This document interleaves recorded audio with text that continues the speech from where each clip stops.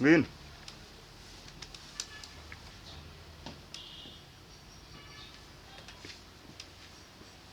Niko kanya.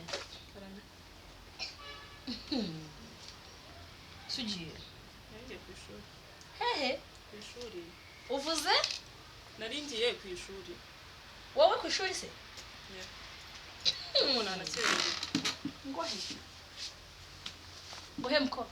Ngiye ku ishuri se ntabwo urimo kunyumva. Kubwo nawe rero ratango warisi. Habundi uri kwiga iki? Se ufite kibazo ki? Ha. Reba byanye niyo myambarire. Haso ngo nawe uri umukobwa Mbare rero. se gutwaye iki koko? Ere. Se ufite Yewe. kibazo ki?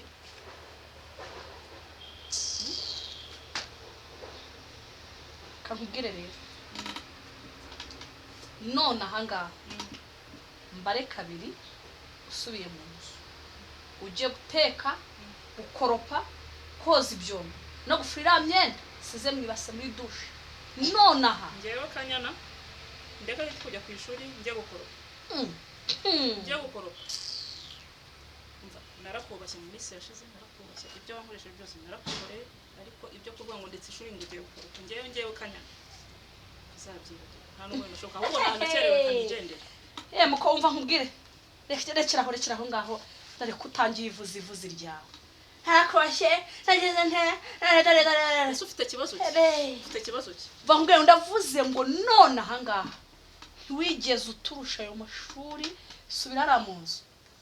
Ugiye gukora ibyo nkubwiye. Ntega amatwi nkubwira. Wakwiga utakwiga ibyo ni ibyawe. Ibyo ni bikureba ntago ari bindeba. Ngiye mfite gukorera ejo hazaza hanze. Kumbwira ngo kujya gukoropa nawe ujye kubikora ubundi se ufite kazi ki gukora cyangwa byihorera.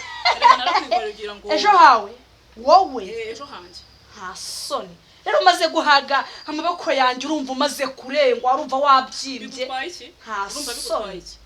ngo nawe kwiba. Ndavuze ngo none aha. Amaraso yawe. None aya maraso n'ay'abavandimwe. Iyo rero mbona wirirwa wicaye hano nkareba ukuntu umusaza wanjye yirirwa azinduka igicuka agenda agaruka yataye umutwe umva. None nge ko ndavuze ngo utashingura ikirenge aha. Harakazi ujya aho urugo n'urwanjye ntago ari urwawe. Anyway nakererewe.